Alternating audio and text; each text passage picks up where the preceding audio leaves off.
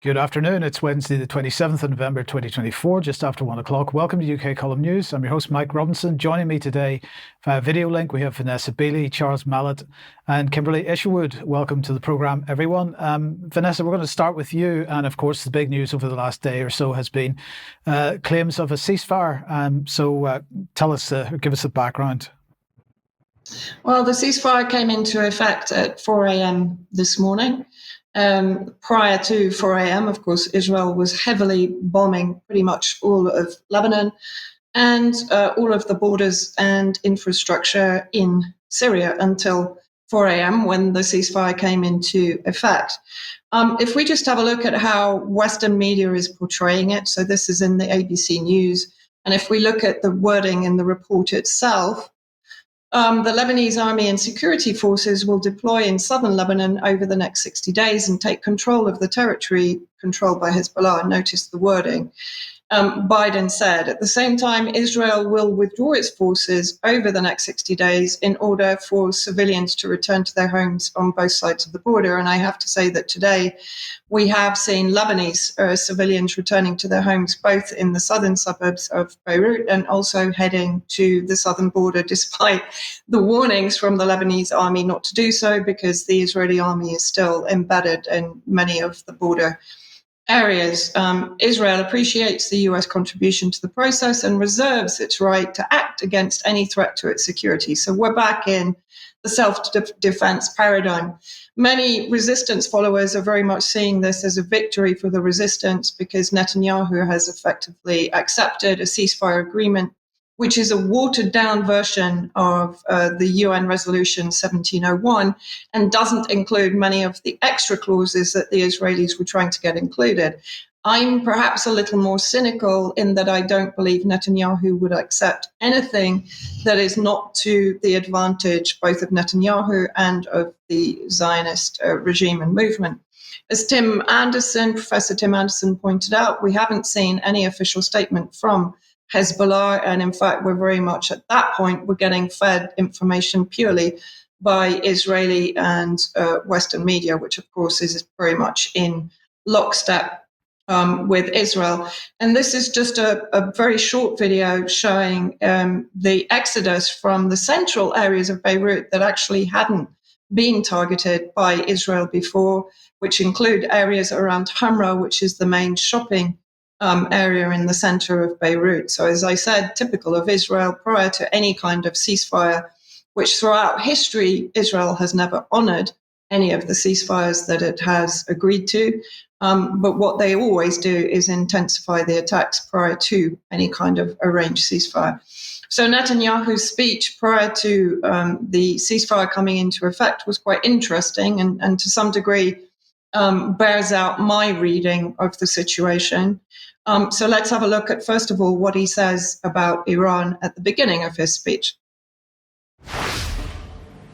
השמדנו חלקים ניכרים מההגנה האווירית שלה, מיכולת ייצור הטילים שלה, והשמדנו מרכיב משמעותי בתוכנית הגרעין שלה.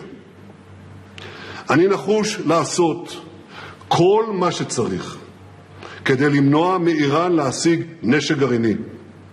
האיום הזה תמיד עומד בראש מעייניי, וזה נכון היום ביתר שאת, כששומעים את ההצהרות החוזרות ונשנות של מנהיגי איראן על כוונתם להצטייד בנשק גרעיני. עבורי, הסרת האיום הזה היא המשימה החשובה ביותר כדי להבטיח את קיומה ועתידה של מדינת ישראל. So a very clear message from him. And as I said, one of the first parts of his fairly long 9-minute speech.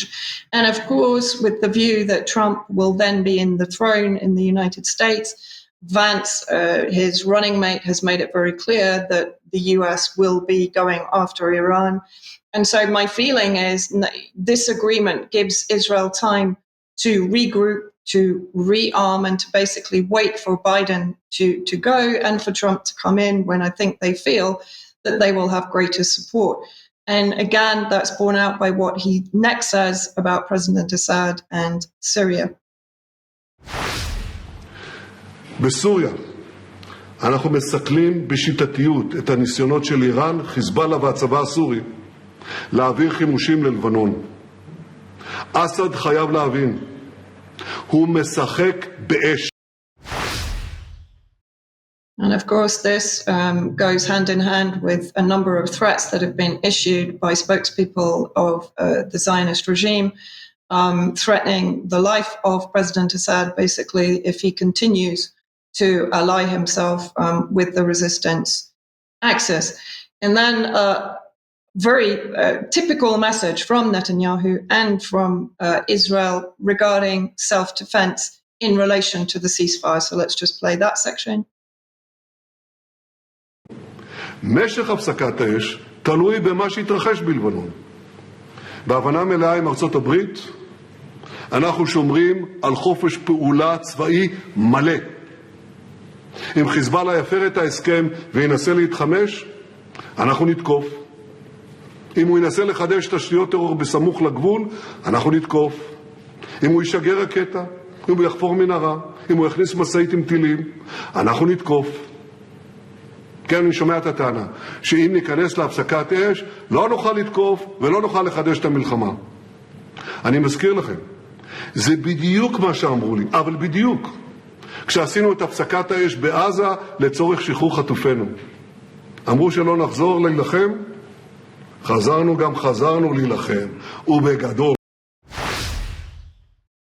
So I think that's pretty clear from that message that the self-defense sort of canard is going to be rolled out at any minute, that Netanyahu feels ready to renew the conflict. And then if we look at the three reasons, the first two are described in this section of the speech for the ceasefire, it becomes clearer again. אז למה לעשות הפסקת אש עכשיו? יש 3 סיבות עיקריות. סיבה ראשונה, התמקדות באיום האיראני, ולא ארחיב על כך. סיבה שנייה, רענון כוחות וחידוש מלאים. ואני אומר לכם בגלוי, כי זה לא סוד. היו עיכובים גדולים בהספקת נשק וחימושים. והעיכוב הזה עומד להשתחרר בקרוב. נצטייד באמצעי לחימה מתקדמים שישמרו על חיי חיילינו ויתנו לנו כוח מחץ נוסף להשלים את משימותינו. So what he's basically saying is exactly what I said, focus on Iran, regroup, rearm, wait for Trump to come in the belief that Trump will provide even better and more sophisticated weapons to Israel. And then finally, his third reason is Hamas. So let's see what he says about this. וסיבה שלישית להפסקת אש, ניתוק הזירה ובידוד החמאס. מהיום השני של המלחמה, החמאס בנה על חיזבאללה שילחם לצידו. וכשחיזבאללה מחוץ לתמונה, החמאס נותר לבד במערכה. הלחץ שלנו עליו יגבר. So he believes with the ceasefire that he succeeded in isolating Hamas. Of course, the two fronts have been kept separate anyway. Initially, Hezbollah, in support of Gaza, was providing a second front to distract the Israeli forces from using full power against Gaza. And Assad Nasrallah said before his assassination, those two fronts will never be separated. In some ways, Hezbollah was put under pressure to agree to a ceasefire now, because of the internal divisions that are being stoked by Israel and, of course, the United States in Lebanon itself, and because Israel was expanding the war to include the Lebanese people, not only the southern Hezbollah front, there was a need for some kind of cessation of hostilities to give people time to recover. As Said Marandi says, of course, there is also the opportunity for Hezbollah to recover, and in my second segment today, I'll cover the attacks by Israel on Syrian infrastructure last night in an attempt to prevent this. And I'll end with some more cheerful pictures of Lebanese returning to the southern suburbs of Beirut, to very much decimated areas, but still displaying a sense of victory and a sense of relief that they can finally return to their homes without being bombed. However, I have been told that the drones are still everywhere, performing their surveillance and spying act above Beirut itself. So, uncertain times. I don't have an awful lot of faith in Israel's integrity. And as I said, my cynical side is saying that Netanyahu is seeing it as an opportunity to take a breather until Trump is fully in power, when he believes, and the rest of his cabinet also believe, that Trump will be far more behind them than Biden was in respect to war with Iran. Yes, and remind me, Vanessa, how long this ceasefire is for? Well, it's officially for 60 days to give Israel time to withdraw its troops from southern Lebanon, which isn't very far because they didn't achieve very much territory in the south. But Biden is pushing the idea that it could be permanent. However, as I said, we all know Israel, Netanyahu's language that they are prepared to react if basically anything happens on the Lebanese side that they deem to be a threat. So I think time will tell. Personally, I don't think it's going to be permanent. Okay, thank you very much for that, Vanessa. Now, let's come back to the UK and to Wales, in fact, and welcome Kim Isherwood to the programme. Kim, you have a story for us here, a young teenager in Wales who has come up against the Welsh health and social services infrastructure with respect to bodily autonomy. Give us the details. Who has a giant fibroadenoma. So this is a benign lump in her breast. She has had a biopsy, and this biopsy has come back. The lump is benign. They have been keeping on top of this lump, looking into things, regular appointments and everything else. And now they've kind of been railroaded. They're being forced to have another biopsy. As you rightly said, social services as well have been putting pressure on the family, even though this is beyond their jurisdiction. This is medical. There's no family issues whatsoever. The devil is in the detail. The family were under the impression this second biopsy was being forced on them until the court papers arrived on Friday. The family had no idea that the NHS had actioned this case. So when you look at the actual details of this case, the consultant has applied for full control over the breast. So they want another biopsy. And if that biopsy comes back as benign, they are going for removal of the lump. And if they deem the lump too big, they will perform a full mastectomy. So they are going for full consent over this child's breast. She's still developing, the most common form of lump you can get for an adolescent anyway. And this is all being actioned by a consultant who openly admits they have little to no experience dealing with patients of this age. Therefore, they could not comment on Gillick competence. So it was quite scary, really. This court case has been actioned for next week, and it's in the High Court in London. So that's pretty much where we're at with it, Mike. So the issue of Gillick competence cuts both ways, doesn't it, Kim? Because, of course, during the vaccination programme, we had people suggesting that Gillick competence could be applied when youngsters wanted to choose to be vaccinated against their parental wishes, for example. But in this case, Gillick competence doesn't seem to apply. And in fact, the parents' wishes don't apply in this case either, because the consultant and the social services and the NHS opinion applies here. Many people have felt that they stood up against or for the idea of bodily autonomy during the COVIDocracy, and now we are that's forgotten about in many people's minds, apparently. But this issue of who decides what medical treatment someone is subjected to still exists, is still a thing, and so that's why this case is so important. Well, yeah, it is important because this is not the parent's decision. This is the child's decision. I will add as well, this child is 16 in March. So this is the child being supported by mum. However, mum, it's all been twisted as if mum is in control of it all. And they've even threatened this young girl that she's going into foster care if she doesn't have the biopsy. This family have never had any local authority involvement. She's the third girl out of 4. She has 2 sisters in their 20s, so it's a female household. They're all supportive of each other, but because mum will not persuade the young girl to go ahead with this, mum has now been taken to court.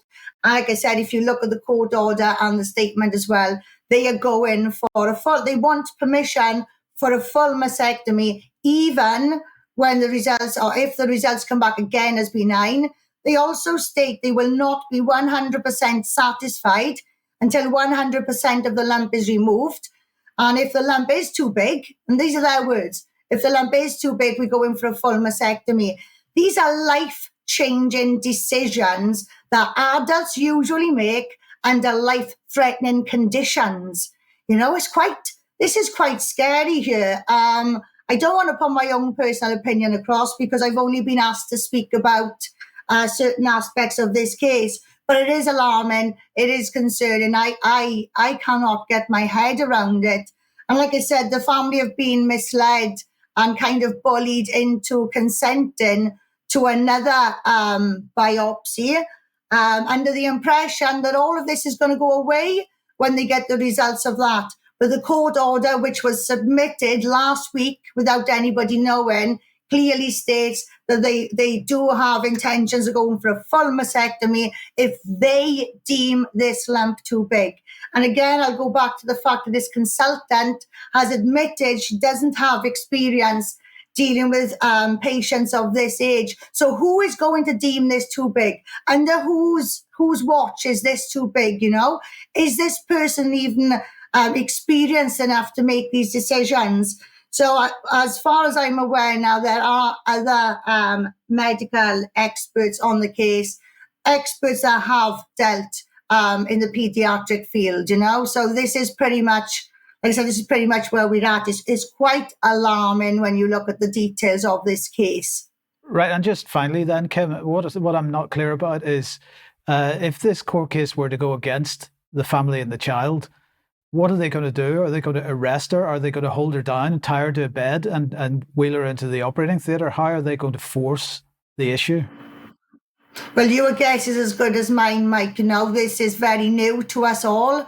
There's a lot of anxieties in their household. The family is distraught. They have absolutely no idea what's going on. They're being told one thing, but the paperwork is saying something different. We have absolutely no idea what's going to happen on the other side of this, But they go in for full control over the breast up until the age of 18. Okay, Kim, thank you very much for this. Where can people keep tabs on this story? Would you be publishing details on Public Child Protection Wales?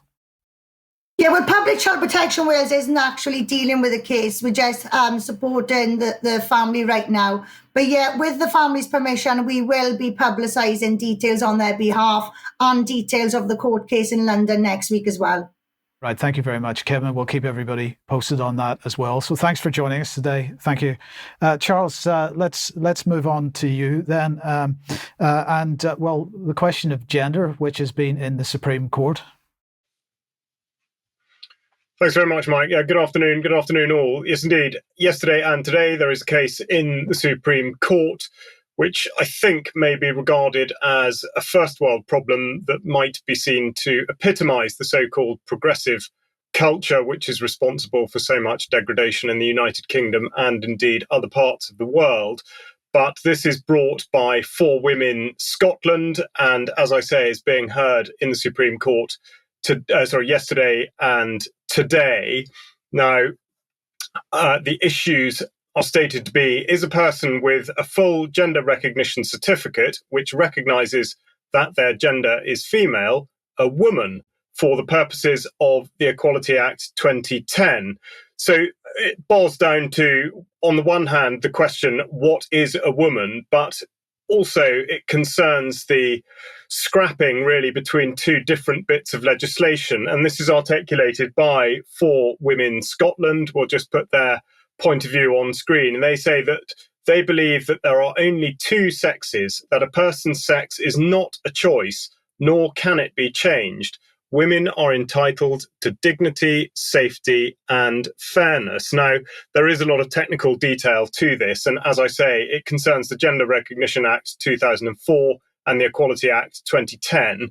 On the For Women Scotland website, there's a very good, concise briefing note. And I would recommend that you do go to it. Their website is forwomen.scot for further background, for details on the case itself and what is actually happening. Nick Wallace, independent journalist, who's at the trial at the moment, is broadcasting from the Supreme Court on Twitter and is producing sort of up-to-the-minute reports. But I think the significant detail seems to concern sort of Section 9 of the Gender Recognition Act. And as I say, the complete contradictions being highlighted and have been highlighted by For Women Scotland since 2020. And this, of course, has gone on for a considerable period of time already. So has taken up a huge amount of bandwidth, legal bandwidth, and now seems to require the presence of a number of judges in order to try and establish what a woman actually is. Now, in terms of the mental contortion side of things, we see that the responses have been different across the board. Amnesty International saying that it's a human rights issue and that they're intervening on that basis. As for the mainstream media, we've got the BBC having just announced that the Zambian footballer Banda has been voted as Women's Footballer of the Year. Of course, she or he was withdrawn from the Africa Cup of Nations due to questions over the biological sex of the player. The BBC, interestingly, had a section in their business part of their website called Women at the Helm. And I was wondering whether this presented something of a challenge to them. I looked at their website today and couldn't find this. I had already previously taken this screenshot, but it does, the result of this case will throw into some doubt the way in which mainstream media are to play this agenda. Got the Telegraph, of course, going back a few months with the writer and journalist David Thomas, now wants to be referred to as Diana Thomas, rather remarkably saying they don't want to be famous for being transgender whilst writing about being famous for being transgender. At some point in the next 6 months, I hope to have my gender confirmation surgery. It will be a very intimate, gory, personal event, and I'm not sure that it's a good idea to share that with the world. And as I say, they go on and say, I don't want to be famous for being trans. If I dream of a happy ending, it simply consists of being a perfectly normal, reasonably contented woman with a roof over her head, and someone to love and be loved by. And I think it could be contested that there's nothing perfectly normal about this whatsoever. But the problem is it has been allowed to go so far and has become, therefore, a very, very contentious issue from which it seems very difficult to extricate oneself. On a related note, the former Labour MP, now independent MP, Rosie Duffield, has been allocated a Conservative slot on the Women and Equalities Committee. She notably wrote a very, very strongly worded letter of resignation to Keir Starmer, and this is a subject that she takes a great interest in. So it will be worth noting what kind of contribution she makes to this committee, especially in light of the decision from the Supreme Court. And to refer back to what was just being talked about in Kim's segment under Gillick competence, there are obviously many issues surrounding all of this. And I would point you towards an article I wrote for UK Column just over a year ago, really about the horrific harm, both mental and physical, that's being done in the name of apparent progress and freedom over the choice of gender, even if it's biologically impossible. But the article does refer specifically to the cherry picking that goes on with Gillick competence. And as Mike quite rightly pointed out, it was used as a means by which a child could decide that they wanted to take a vaccine where the parents did not want it, but of course it doesn't work the other way around. So in effect, it is used as a weapon with which to prosecute the chosen narrative. But nonetheless, we will continue to look at the result of this Supreme Court decision whenever it does actually come out today, and to see where this takes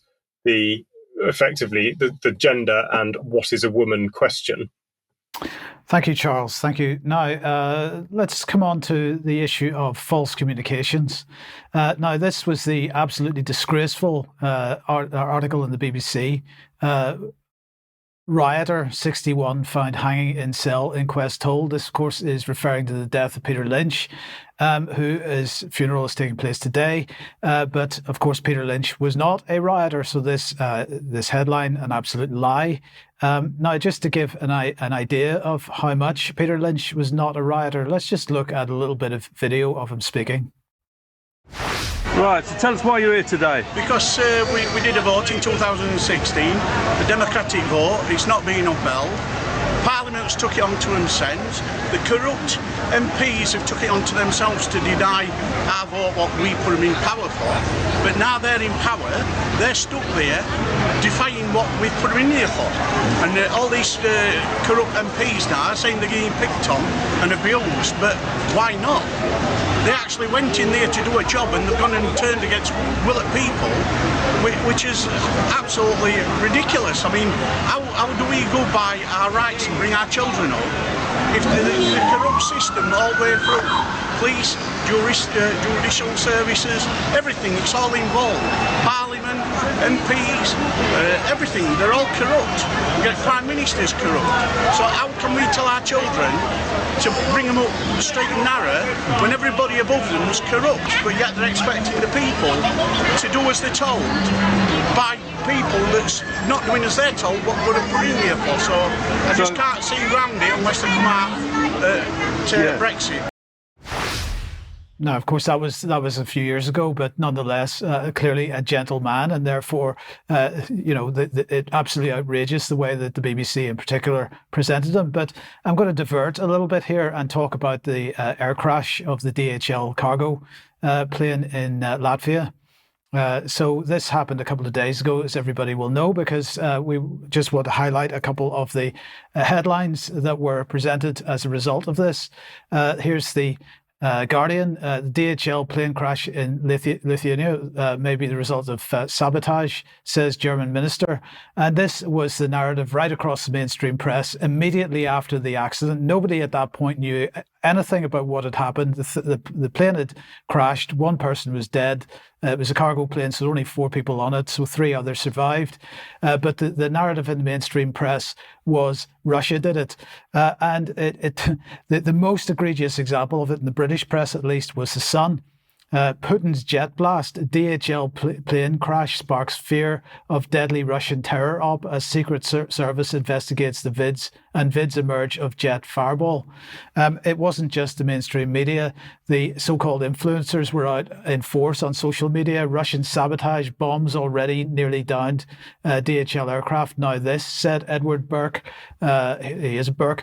Another one, old growth here. A crash of DHL plane in Lithuania. I automatically think of the DHL parcel fire at Leipzig and so on. And this narrative that there were parcel fires in warehouses in Leipzig, that this plane came from Leipzig and therefore this plane was blown up by the Russians. It was absolutely nuts.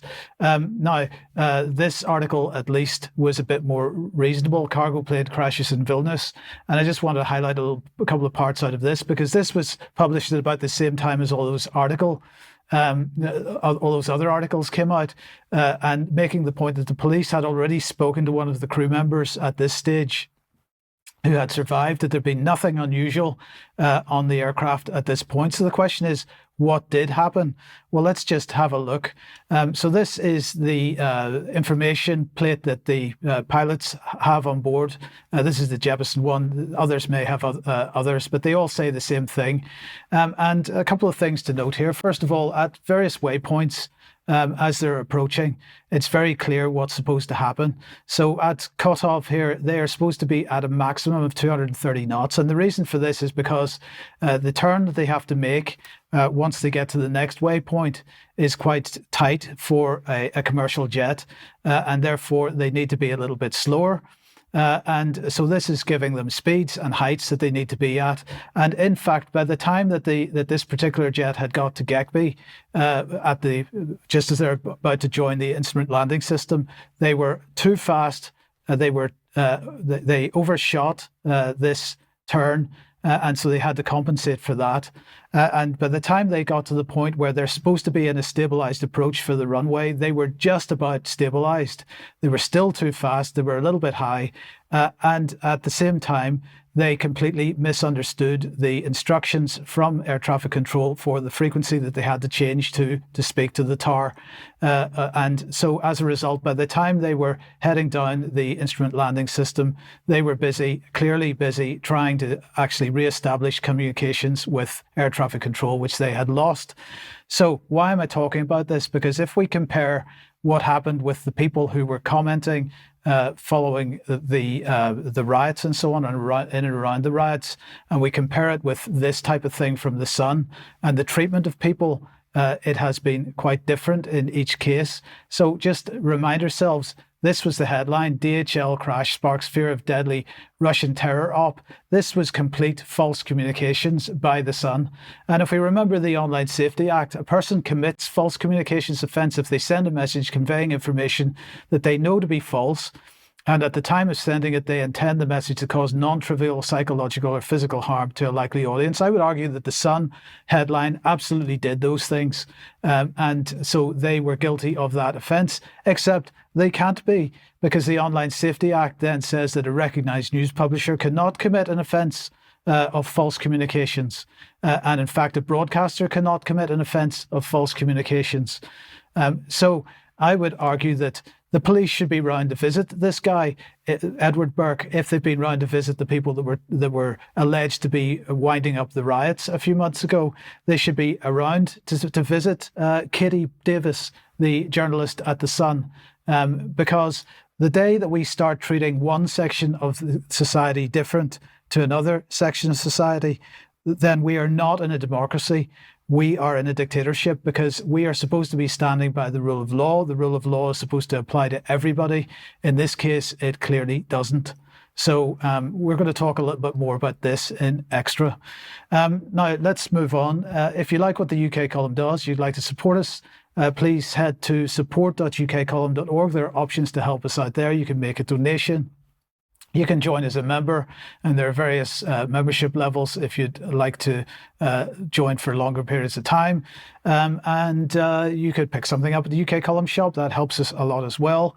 And also, if you pick something up at clive2carl.com, we get a small percentage of that. I'll just say that items for sale on the UK Column shop, we can now ship internationally.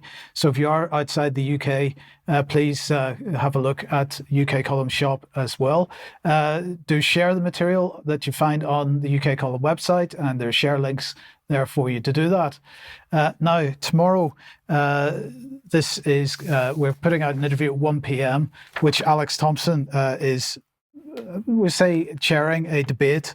This is East versus West, I suppose we could say, because here we have Major General Bakshi from India, speaking to two former British military personnel, Lieutenant Colonel Glenn Grant and also Major General Chip Chapman.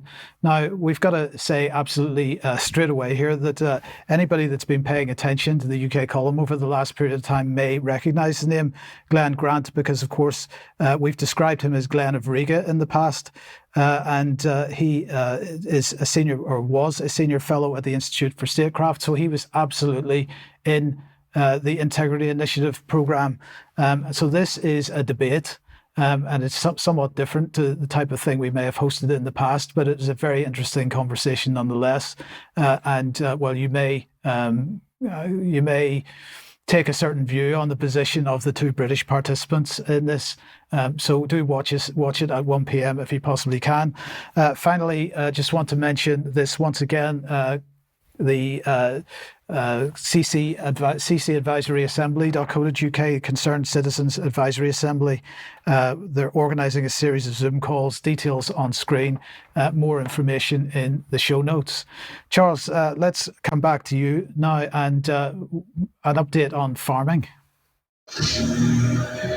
Indeed, Mike. Yes, specifically the finances involved in farming, which of course have been under the spotlight for the last few weeks and therefore have been diverting attention perhaps from some of the bigger issues concerning not just farming, but the environment overall. And yesterday's statistics concerning what's called the balance sheet of farming in England was updated. I've drawn out some of the significant details, which is that the average debt per farm is reckoned to be in the region of £295,000, which is an 8% increase. This, of course, for the financial year 22-23.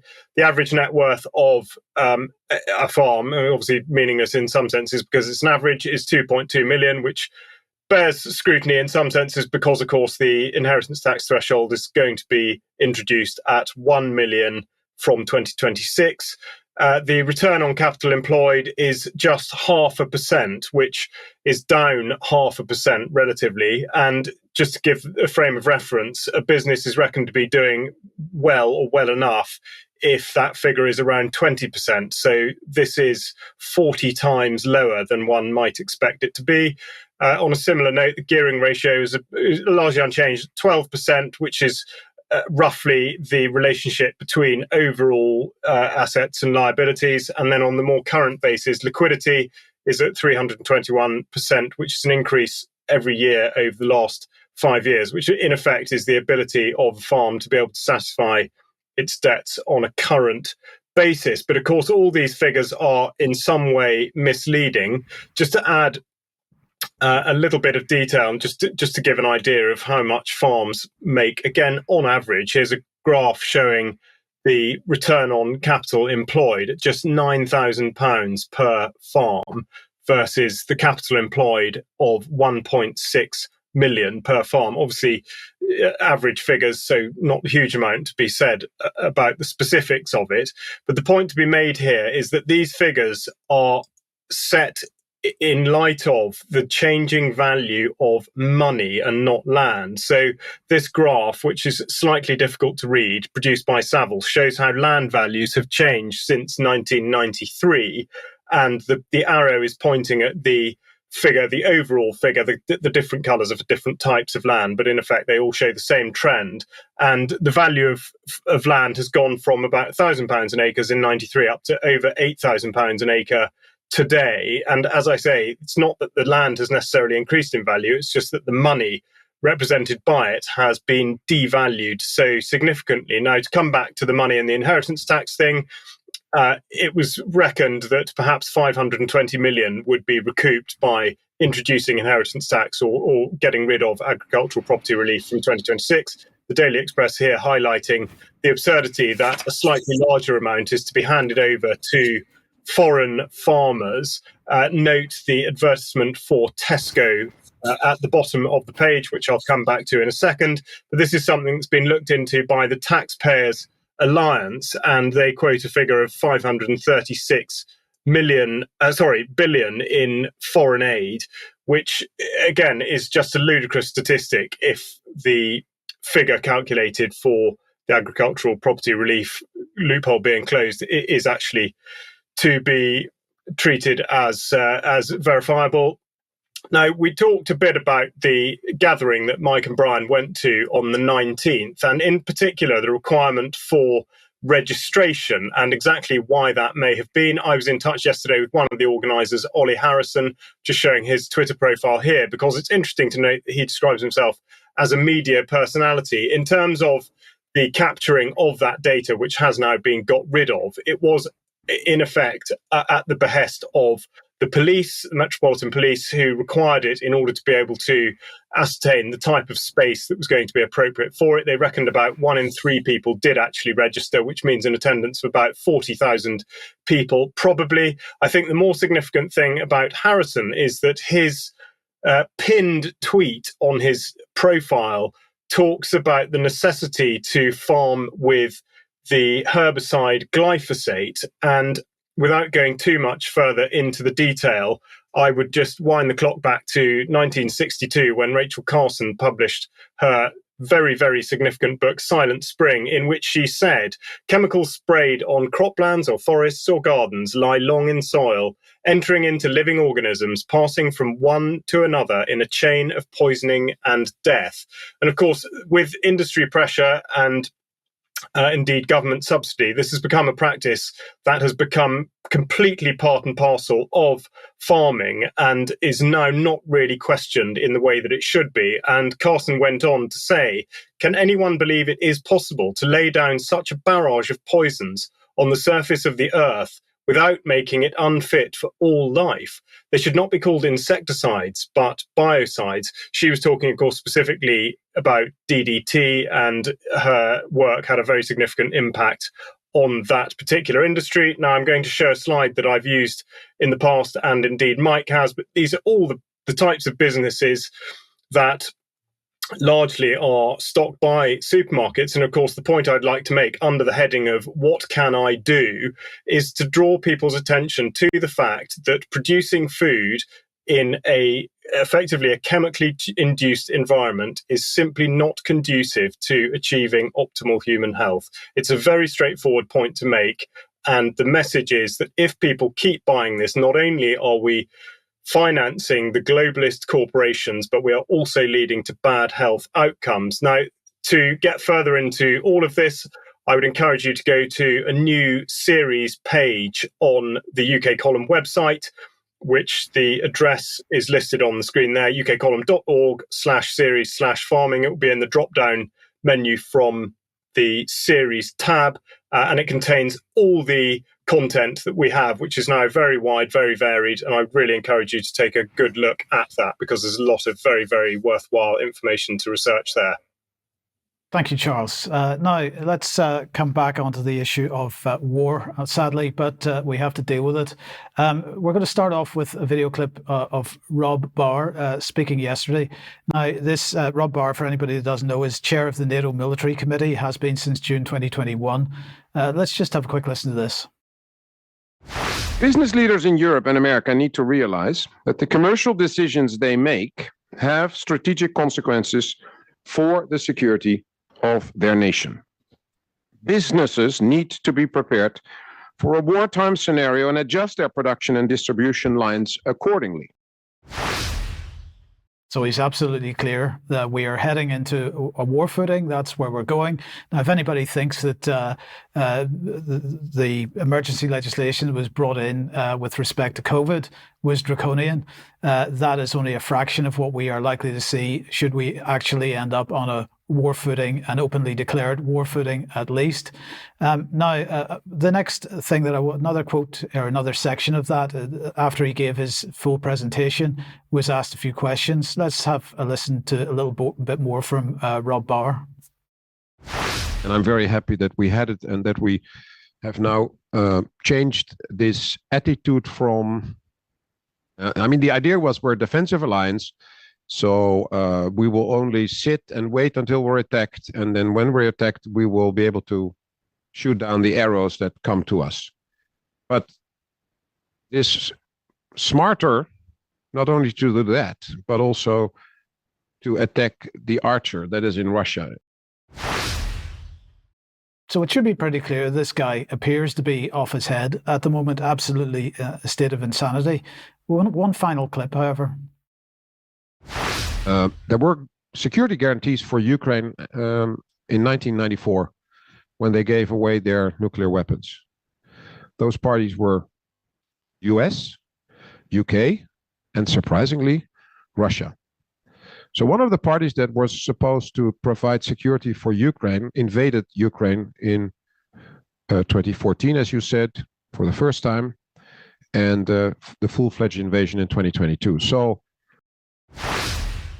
Well, we'll talk a bit more about that in extra as well. This whole issue of who invaded whom and so on, and whether there was a coup or not, and whether there was and so on. But anyway, in the meantime, one of the other points that Bauer made was he was talking about nuclear weapons in Ukraine being part of the sort of disincentive for, or the protection for Ukraine in the past. And the timing of that was very interesting because the headline in Reuters here, Russia condemns irresponsible talk of nuclear weapons for Ukraine, because suddenly there's talk of nuclear weapons going back into Ukraine. And where's that come from? Well, it's come from the New York Times. Trump's vow to end the war could leave Ukraine with few options, is the headline. And what they say in here is that several brackets unnamed officials even suggested that Mr. Biden could return nuclear weapons to Ukraine that were taken from it after the fall of the Soviet Union. That would be an instant and enormous deterrent, but such a step would be complicated and have serious implications. Well, it certainly would, but I just find it interesting that that narrative appears in the New York Times at the same time that Bauer is talking about this in his presentation, or in the questions following his presentation. But coming back to the UK then, here we have the Defence Accelerator, the Defence and Security Accelerator, and they have announced the appointment of an organisation called IoT Tribe as its delivery partner for business acceleration services, operating from DAS's London hub. And they're saying that IoT Tribe will lead a group of specialist organisations operating under the name Janus, reflecting the dual-use nature of technologies. And this issue of dual-use nature of technologies is one that we've been talking about for quite some time. We'll come on to that in a second. But first of all, here is IoT Tribe. They say they are building a technology-enabled future together, but together with whom? Well, first of all, with Atmos Ventures in this case, at least with respect to Janus. Atmos Ventures building a future with trailblazing founders pushing the limits in what's possible. So this is all seed capital. And then we've got Set Squared, who are transforming telecoms. And of course, this is where we saw the first instance of this sort of dual use between government and civilian use of infrastructure, and telecoms infrastructure being the key point of it, and also Arrow, the electronics company. So these are the key deliverables from Janus: dual use innovations, expert technical support, access to investment opportunities, including the NATO Innovation Fund, connections with the pan-NATO ecosystem, and tailored business acceleration support. So this is bringing NATO and NATO innovation directly into civilian use as well. So there are many questions and concerns to be had here. But in the meantime, the Chancellor of the Duchy of Lancaster, Pat McFadden, was speaking at NATO's Cyber Defence Conference on Monday. And this is what he had to say. NATO has stayed relevant over the last 7 decades by constantly adapting to new threats. Now it needs to adapt to the world of AI, because as the tech evolves, the threat evolves. As we develop this technology, there's a danger it could also be weaponized against us. That's a duplication, because our adversaries are also looking at how to use AI on the physical and cyber battlefield. They won't hesitate to use AI to gain advantage against us. So we have to stay one step ahead in terms of this new AI arms race. So that's how it's being described, as a new AI arms race. And therefore, he is pleased to announce that they've launched a new laboratory for AI security research at the University of Oxford, backed by £8.2 million of funding from the UK government's Integrated Security Fund. Vanessa, we're going to come on to Syria now, but this issue of AI, correct me if I'm wrong, but it has been used quite actively by Israel in Gaza.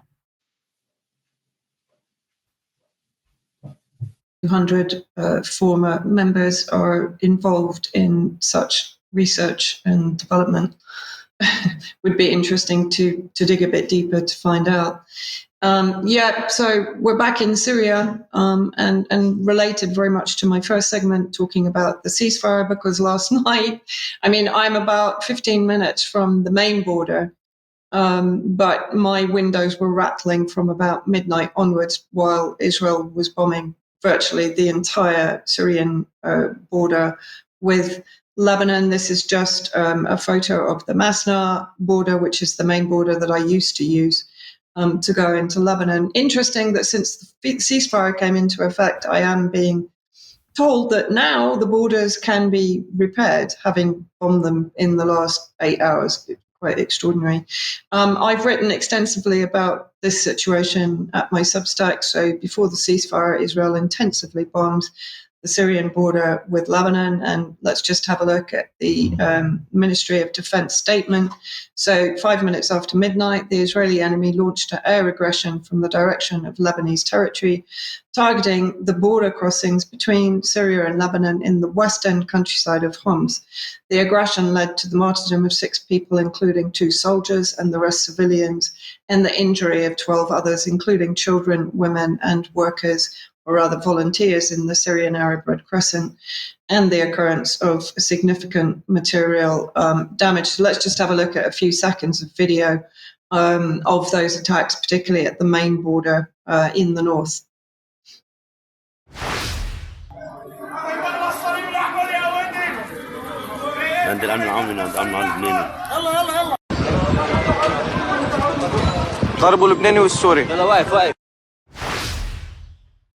So extensive damage, and people might remember that when I last went to Beirut a few weeks ago, I had to use that northern border at Al Arida, which has now been put out of service, and there were actually people killed on the Lebanese border as well as on the Syrian border, and the Syrian Arab Red Crescent said that there were a greater number of the volunteers killed and injured, 3, I think, critically. So let's have a look at what else is going on inside Syria, which kind of bears out what I'm saying, that there is potential that Israel will use the ceasefire with Lebanon to focus on Syria. So as I said, the Lebanese General Security, who maintains all border crossings, announced that 12 of their members were injured in the strikes overnight on the border.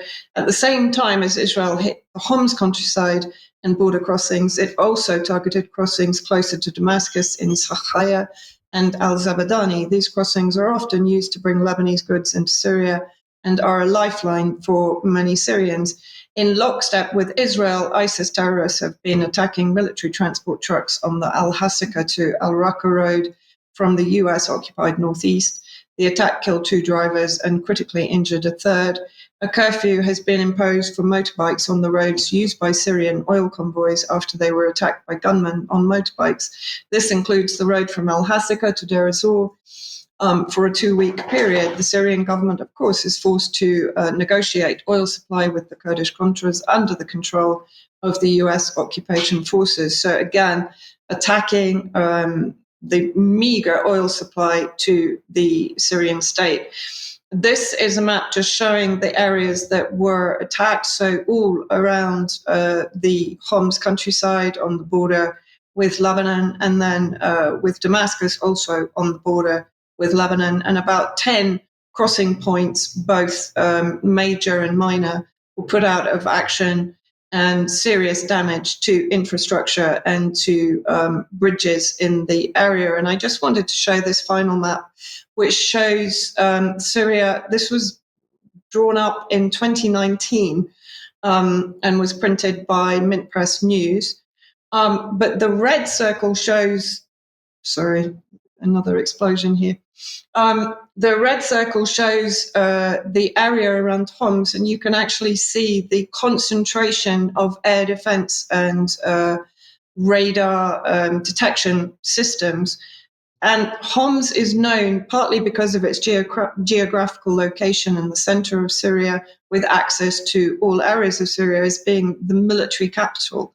You'll remember last year the attack on the Homs military academy that killed hundreds, that was carried out by drones of the terrorist groups in the northwest and Idlib under the control of Turkey, but also, of course, supported by Israel. So in my opinion, what Israel is going to do during this time, and it's made it very clear in the bellicose rhetoric and statements that it's been putting out, I think it's going to ensure that the supply routes to Hezbollah are destroyed, not only the supply routes, but also the manufacturing centers in Syria that themselves have been producing the weapons and military equipment that has been supplied to Hezbollah. And the green arrow shows the land bridge. It should actually drop a little bit lower to Al-Bukamal crossing, but it shows that Syria is crucial to the resistance axis as a land bridge from Iran through Iraq to Lebanon and, of course, onto Palestine. So I think this is an opportunity for Israel to put its focus on Syria and to potentially destroy any future ability for Hezbollah to receive weapons. Whether it succeeds or not is besides the point, but I think that is very much the agenda. Thank you for that, Vanessa. Charles, let's come back to the UK, and of course the closure of the Luton van plant yesterday is linked to this requirement of car manufacturers to produce electric vehicles, but this is becoming a big argument. Yeah, absolutely. It is, Mike. Yeah, well, effectively the continued collapse of the climate change and net zero narrative. But of course, the fallout is that these very destructive policies do have a real effect on industry and, of course, the people that are employed by them. The BBC here reporting not just the closure that you refer to, but of course the government effectively being forced, or at least looking like they might have to row back on the absurd demands they've made on the vehicle manufacturing industry. The BBC saying that there are flexibilities in the system allowing manufacturers who can't meet the targets to buy credits from those that can. In practice, this means buying credits from companies such as Tesla or Chinese firm BYD, which build electric models exclusively. Of course, they do talk about Stellantis, who own Vauxhall as well as Fiat, Peugeot and Citroën, having decided to close their Luton plant, which they say will cost 1,100 jobs. But of course, the knock-on effect is likely to be much greater than that. And what they're talking about there in buying the credits is that it's been imposed upon vehicle manufacturers that they must be selling 22% of their stock as electric vehicles. But like all these schemes, there's effectively an offsetting in place, which if they're unable to meet that themselves, they can effectively pay another manufacturer who is doing it in order to satisfy the criteria. Clearly, totally unsustainable and frankly absurd, but nonetheless, they carry on with it. Anyway, guess whose fault all this is? The extremists, for spreading misinformation about the problems with electric vehicles catching fire and generally not actually being good for the environment. The reference there to BYD, which some viewers and listeners may not have heard of, Build Your Dreams, a Chinese business started in 1995, interestingly specializing in batteries first before moving into the automobile business. And significant really to note that whilst they do use lithium, they do not use cobalt or nickel in the production of their batteries. You are likely to be seeing one of these showrooms soon. Here is a distribution map of the United Kingdom. I think there are over 130 outlets either in existence or planned for the UK. So they'll be hitting our streets soon. Now, I've just returned from Hong Kong, where I visited a showroom there just to get the picture on how really, not so much the vehicles themselves, but how the push to get people into electric vehicles is going, particularly via incentives. So I hope we've got a video now of a showroom in Sai Kung, Hong Kong. This is the BYD showroom in Sai Kung, Hong Kong, and of the vehicles on display here, there is the Dolphin, the standard model, which is their entry-level vehicle with a battery that has a lifetime warranty. They have no idea how long it might last from new, but the significant detail here is that had you a combustion engine vehicle with, say, a resale value of even £500, you could trade it in on a scrappage scheme and effectively recoup many times its value in terms of the discount you get on the purchase of this, which equates to nearly £4,000. And that is an incentive that is continuing to drive sales for BYD very considerably at the moment. So really the point there that people are obviously gaming the system, buying very cheap old bangers and then trading them in. Not that you actually given a car, but you get a massive discount on an EV, which of course you could then sell on, making considerable profit. The significant point there is again, compared with the UK market, they're offering a lifetime warranty on the battery. The stipulation in the UK is 8 years or approximately 100,000 miles. BYD currently at 125,000 miles. But the question of what next is one that hasn't been satisfactorily answered in the UK at all. Now, in terms of the effect on the industry here, I've looked at data provided by the Society of Motor Manufacturers and Traders, which produce reports annually. That you can see the graph here showing the decline in car manufacturing over the years. And again, a significant detail here when we consider smoke and mirrors being at the heart of this. Of course, the export percentage is vast, 80, respectively 2021 and 22, 82 and 78% of cars produced in the UK, in fact, being exported anyway. A little bit more detail, and we see really the grey section of the graph here, which is diesel production, is what's really being squeezed. So this can't be trumpeted as a success of the EV. It's more a squeezing out of the combustion engine vehicles. The government has an extraordinary amount of false confidence in their ability to deliver this. In their Office for Zero Emission Vehicles document on batteries, they say that there are more than enough resources to build EV batteries to meet the estimated demand until 2050, and they appear to have worked this out because the Faraday Institution said so, and they termed it as such, which was many countries around the world are embarking on a similar path to electrification. Even so, global markets for raw materials should be able to deliver the demand in the UK and elsewhere. I don't think that's really grounds for suggesting that we're okay, especially if everybody else in the world wants what we want. And indeed, this is very much at odds with something produced by the World Economic Forum. No doubt the Prime Minister has read it. They said that as the world produces more batteries and EVs, the demand for lithium is projected to reach 1.5 million tonnes of lithium carbonate equivalent by 2025 and over 3 million tonnes by 2030. For context, the world produced roughly 500,000 tonnes of LCE in 21. So effectively, production needs to triple by 2025 and increase nearly sixfold by 2030. Although supply has been on an exponential growth trajectory, it can take anywhere from 6 to more than 15 years for new lithium projects to come online. As a result, the lithium market is projected to be in deficit for the next few years, something the British government doesn't know or doesn't want to acknowledge. So we have really lie upon lie here. And of course, the fallout from all of this is that people are being pushed further and further away from being able to do what they want to do with regard to vehicle ownership and drivership. And of course, this is in conjunction with the declaration by the new iteration of the national grid that there's going to be an increase in the cost of electricity, but also a decrease in the availability of it due to the continued push for so-called renewable energy. So a space to watch, but obviously the hope will be that the government will be forced into a position of rowing back on the ludicrous declarations that they've made about production of electric vehicles.